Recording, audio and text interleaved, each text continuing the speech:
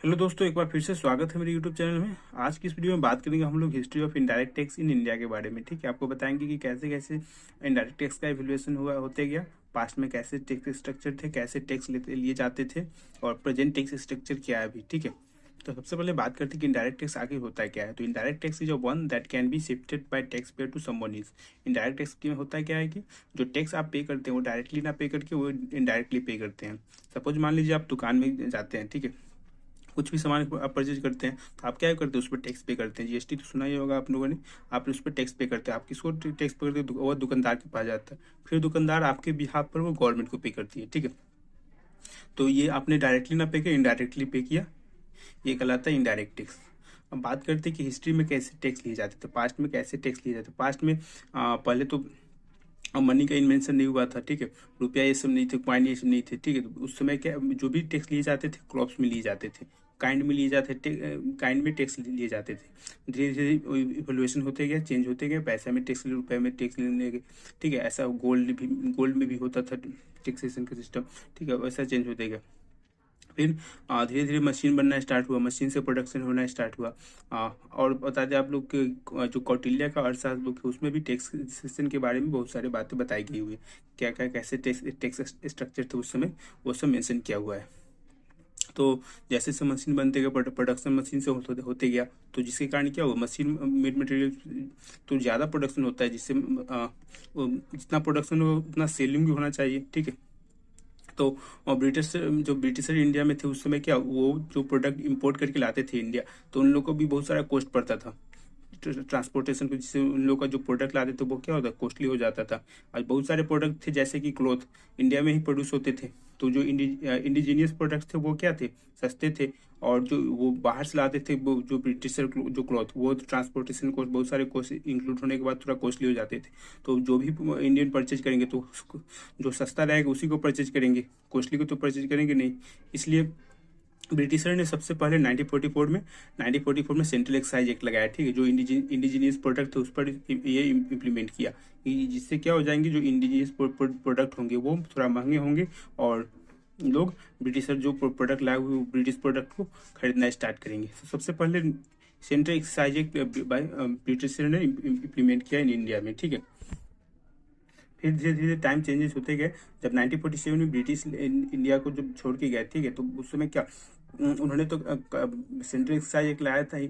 British जब छोड़ के गया इंडिया में, तो इंडिया में जो मेन प्रॉब्लम, मेजर जो प्रॉब्लम था, फंड का प्रॉब्लम था। जो इंडियन गवर्नमेंट फॉर्म हुआ तो उन लोग के पास पैसा कहाँ से आएंगे, मतलब गवर्नमेंट के पास पैसा कहाँ से आएंगे कंट्री को रन करने के लिए। ठीक है, तो उस समय क्या एक मेजर प्रॉब्लम था फंड। तो इसलिए जो भी रेवेन्यू स्ट्रक्चर था पहले का, टैक्स सिस्टम था, उसे गवर्नमेंट ने हटाया नहीं, बल्कि एक नया कस्टम ड्यूटी इंट्रोड्यूस किया। ठीक है, जो भी प्रोडक्ट इंपोर्ट करके लाए जाते थे इंडिया में, तो उस पर इंडियन गवर्नमेंट ने चार्ज लगाया, इंपोर्ट ड्यूटी।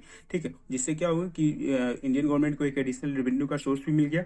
और जो भी फंड का स्कार्सिटी और तो और क्या, जो इंडिजीनियस प्रोडक्ट थे, जो इंडिया मार्केट में, इंडियन डोमेस्टिक मार्केट को भी प्रोटेक्शन मिल गया एक तरह से। ये हो 1947। फिर टाइम बीतते गया और 1970 में जाके एक एलकेशा कमेटी का फॉर्मेशन हुआ। ठीक है, और पता करने के लिए क्या चेंजेस लाना चाहिए, जरूरी है, कैसा टैक्सेशन सिस्टम, ये सब के लिए एलकेजा कमेटी का फॉर्मेशन हुआ। और टाइम गवर्नमेंट को काम में तो टाइम लगते ही है, इसलिए उनका जो भी सजेशन 1976 तक उनका सजेशन आया।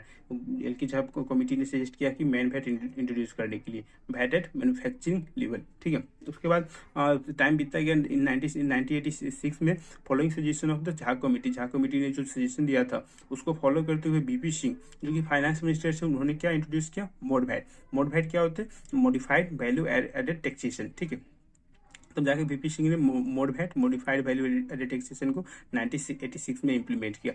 उसके बाद फिर टाइम बीतते गया। लेटर जब मनमोहन सिंह जो फाइनेंस मिनिस्टर थे उस समय उन्होंने क्या किया, मोड वैट को almost extended to all commodity. उन्होंने क्या किया, मोड वैट को ऑल कमोडिटी पर ऑलमोस्ट ऑल, यहाँ पर नहीं बोला जा रहा है कि सब कमोडिटी, ऑलमोस्ट ऑल कमोडिटी पर उन्होंने एक्सटेंड किया गया, एक्सटेंड किया। और जो कि एक्साइज ड्यूटी थे उसे भी क्या किया, उन्होंने रिड्यूस किया। फिर टाइम बीतता गया। 1999 में क्या हुआ, यशवंत सिंह जो कि फाइनेंस मिनिस्टर थे, उन्होंने इंट्रोड्यूस किया full fledged VAT in name of CENVAT. उन्होंने कैन वैट, जिसे क्या बोलते हैं, सेंट्रल वैल्यू एडेड टैक्स और सेंट्रल वैल्यू एडेड टैक्सेशन भी बोलते हैं इसे। उन्होंने यशवंत सिंह जो फाइनेंस मिनिस्टर उस समय, उन्होंने कैन वैट को इंट्रोड्यूस किया। फिर टाइम बीतते गया। 2000 में फॉर्मेशन ऑफ इम्पावर्ड कमेटी, एक इम्पावर्ड कमेटी बनाया गया फिर नया सजेशन के चेंजेस इसे लाने के लिए, ठीक है। इसी 2000 की में ही जो अटल बिहारी वाजपेयी उस समय क्या थे, वह प्रधानमंत्री थे, तो उन्होंने भी जो एक क्या बोलते हैं जीएसटी डिस्कशन, जो भी जीएसटी के लिए कमेटी उन्होंने भी फॉर्म किया था कि मतलब डिस्कशन करने के लिए। फिर ये जो कोई इम्पावर्ड कमेटी थी वो धीरे धीरे उन्होंने सजेशन दिया। 2003 में ही सजेशन आ चुका था उन लोग का, लेकिन फिर भी टाइम बहुत लगा। उसके बाद तो फाइनली 2005 में वैट को इंट्रोड्यूस किया गया, ठीक है। वैट को इंट्रोड्यूस किया, वैल्यू एडेड टैक्सेशन, 2005 में। फिर उसके बाद टाइम बीतते गया। यहाँ पे इंडिया में होते क्या है, एक डेमोक्रेटिक कंट्री है, ठीक है। डेमोक्रेटिक कंट्री, यहाँ पे क्या होती है कि बहुत सारे पार्टी है। एक पार्टी कुछ भी लाएगी, अच्छा वो भी कानूनी लॉ, ठीक है, वो अगर अच्छा भी होगा तो फिर भी जो अपोजिशन होंगे उसे क्या करते हैं, वो लोग अपोजिशन एक्सेप्ट नहीं करते, वो लोग कैसे भी चाहते हैं इसको हटा दिया जाए, ऐसा ही होता है यहाँ पे। इसलिए वैट को भी इंट्रोड्यूस करने में बहुत टाइम लगा।